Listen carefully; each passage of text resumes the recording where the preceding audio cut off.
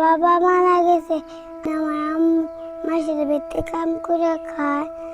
আমি school dress বানাইতে পারি না, সুতা কিনতে পারি না, তার খাতা কলম কিনতে পারি না, বই কিনতে পারি না। আমাকে কিছু সাহায্য দেন। টাঙ্গাইল জেলা ভূঞাপুর উপজেলার পশ্চিম ভূঞাপুর গ্রামে বসবাস করে ছোট্ট শিশু ফাইজা খানুন ইভা। বয়স মাত্র 6 বছর। শিশু শ্রেণীতে পড়াশোনা করছে, কিন্তু এই ছোট্ট বয়সেই তাকে বয়ে বেড়াতে হচ্ছে অনেক কষ্ট।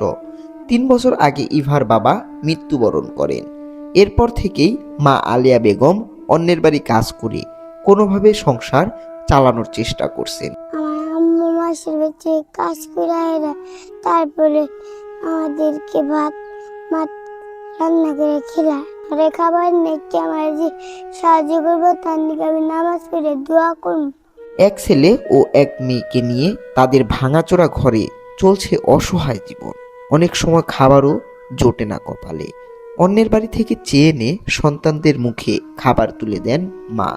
ইভার স্কুলের ড্রেস, জুতা, 2 মাসের বকেয়া বেতন পরিশোধ করতে পারছেন না। ঘরে নেই পর্যাপ্ত খাদ্যদ্রব্য।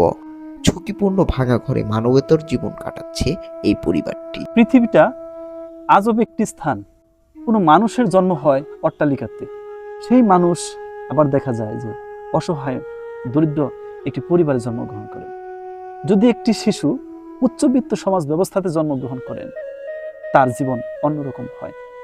আর যদি একটি শিশু নিম্ন শ্রেণীতে বসবাস করে বা নিম্ন পরিবারে জন্মগ্রহণ করেন, তার জীবনটা হয় অন্যরকম। আপনারা দেখতে পাচ্ছেন 6 বছর একটি শিশু বাচ্চা শুধু শুকনো ভাত খাচ্ছে। শিশু বাচ্চাটির বাবা গত 3 বছর আগে মারা গিয়েছে। বাচ্চাটির কোচিং এর 2 মাসের বেতন, তার একটি স্কুল ড্রেস, তার জুতা এবং তার শিশু বাচ্চাটা যে খাচ্ছে শুধু শুকনো ভাত খাচ্ছে। ওর মা তরকারি রান্না করতে পারেনি, খেতে পারতেছে না, শুধু শুকনো ভাত খাচ্ছে। এই যে শিশুটির অপরাধটা কি? যদি আমি আপনাদের কাছে সকলের কাছে প্রশ্ন করি, এই শিশুটি যদি উচ্চবিত্ত সমাজ ব্যবস্থাতে জন্মগ্রহণ করতেন, তাহলে কি তাকে এত কষ্টের মধ্য দিয়ে জীবনযাপন করতে হতো? আজকে নিম্নবিত্ত সমাজ ব্যবস্থাতে জন্মগ্রহণ করাতে শিশুটি আজকে অবহেলিত, লাঞ্ছিত। দেখতে পাচ্ছেন শুধু শুকনো ভাত খাচ্ছে। শিশুটির বাবা গত 3 বছর আগে মারা গিয়েছেন। শিশুটির কোচিং এর বেতন, তার স্কুল ড্রেস, তার জুতো, অনেক কিছু প্রয়োজন, দেওয়ার মতো কোনো লোক নেই।